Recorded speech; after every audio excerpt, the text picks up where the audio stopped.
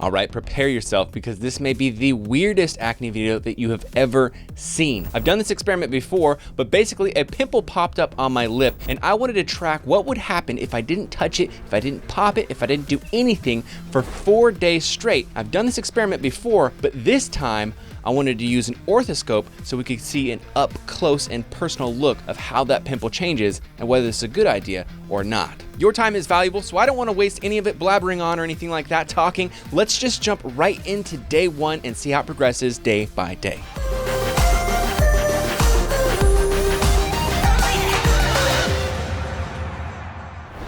All right, day 1. This is really the first day that I noticed the pimple was big enough that I wanted to track it. So it had kind of been formulated. I could tell that it was there, but I wasn't sure if it was gonna get really big. But this was the day that it turned into a very large whitehead. And if we look at the orthoscope footage up close and personal, prepare yourself because it's an unusual thing to see.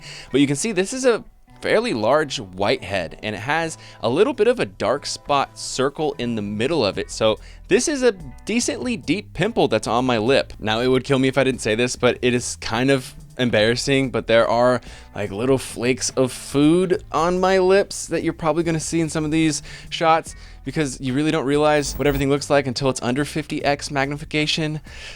But these lip pimples are really painful. If you've ever had them before, you know exactly what I'm talking about. A lot of pressure right here. This is day 1. Let's see what happens on the next day.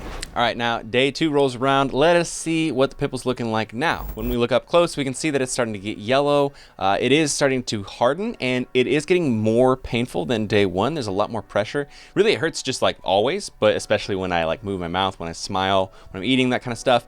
Now let's jump into the orthoscope footage. It is yellow instead of white. It's turned to darker yellow, and the little dot, the little circle in the middle of the whitehead has now darkened even more. This is the point where it's really hard not to touch that pimple, right?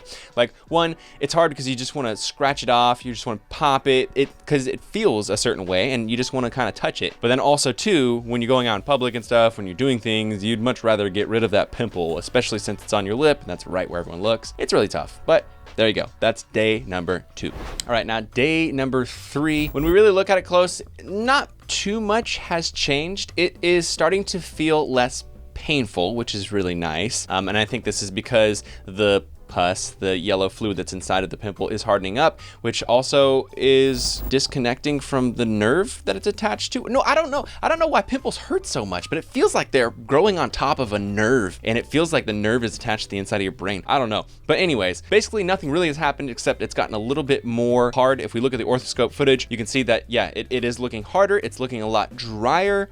Other than that, not too much has changed. So let's jump forward a bit.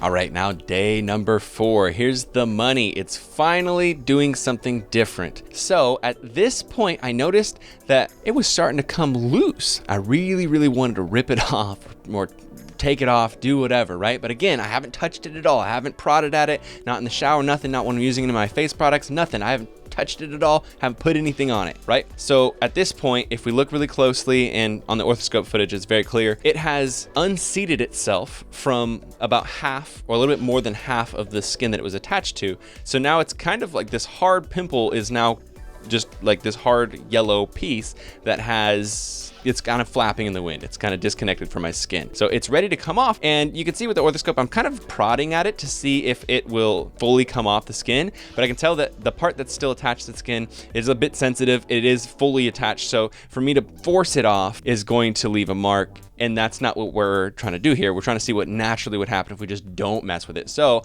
I decided, let's just wait it out a bit longer and see what happens the next day when I wake up. All right, day 5 rolls around and it's time to see what it looks like after the pimple has mysteriously fallen off in the middle of the night. Again, I didn't take it off. I didn't force it off, none of that kind of stuff. It probably just fell off maybe while I was rolling around on my pillow or something like that. I'm not really sure, but it's gone when I wake up. It disappeared. Whoosh. So I sit in front of the camera, I zoom in, take a look, and really it's actually pretty amazing. There's almost no mark. I can barely see that it was even there in the first place. So I popped the orthoscope out to really get a close look, that 50x magnification, and it literally looks like there's nothing has ever been there. If you really know, then you're like, okay, I can see just a slight bit of, you know, some redness or a little bit of a mark there, but it's actually pretty phenomenal for how deep and how painful that pimple was and how, you know, how big it was. Really can't see that it was there at all. All right, so what has this challenge taught me? I don't really know what this challenge has taught me. I just like doing experiments on myself, and I like to share them with other people, and I think it's really interesting to see what the body does on its own naturally, because the body does do a lot of the things that we try to force it to do on its own. It takes care of itself. Now, the thing that I want to mention is that I've done this before in the past, because I am a pretty big advocate of not touching your pimples and really letting them kind of run their own course, because I do think that the majority of the time you are going to end up with less acne scarring, less redness, less marks if you just let it naturally harden and fall out of your face without forcing it at all. Because a lot of times when we pop and push and try to get the white out, we actually pop the pimple on the underside, the part that's under the skin, and that causes it to inflame more. It makes the hole larger when the pimple's finally gone. The scarring, that hole is larger because you forced it open. And I think in general, for me, most of the time it's been better when I just let it run its course. That being said, I do want to say that there are certain types of pimple that do well when you pop them by lancing them properly and draining them. For me, the majority of the time, my pimples are going to do better if I don't touch them. Now, I actually did this experiment a long time ago when I had a pimple on my lip as well, and let it run its course, and it did actually leave a bit of a mark. Now, it's hard for me to say whether or not that mark was already going to be left there, even if I was, to pop it or lance and drain it. Maybe it was just such a deep one, and on the lip line, your face is so sensitive. That's some sensitive skin, so maybe it was gonna leave a mark anyways, not really sure. But this time, a pimple on my lip again left no mark, as you can see, which is pretty phenomenal. Like I said, just something interesting for all of us to observe. I wanna know what your experience has been. Do you let your pimples just run their course and you kind of suffer through the whitehead and let it fall out naturally? Or do you pop and drain your own pimples? What works better for you? I wanna know. And if you guys haven't checked it out already, I've put so much work into my acne program. It's called the Acne Method. It's a 10-step, $10 and 10-week challenge that will help you find your personal cause of acne, and it's helped a ton of people completely eliminate their acne. The before and afters are amazing. Savannah Lee's, I've talked about her before, but her before and after is amazing, from before the 10 weeks to after, and then 3 months after, her face is buttery, clean, clear. It looks really, really good, and that's really awesome. You should check out a testimonial on the site. It's theacnemethod.com. And if you want to check out my favorite skincare line in the entire world, it's the one that has helped improve my acne scars the most over the last year and a half that I've been using it. It is Banish, and it is $5 off if you use my code Brian5 off of an order of $50 or more. I'll put a link to both of those things in the description below. I appreciate you guys checking out this channel. Subscribe if you're not subscribed already, because there's plenty more awesome, very interesting acne content coming. Remember, you are not alone. You are beautiful, and you're part of Team Acne. I'll see you guys in the very next video.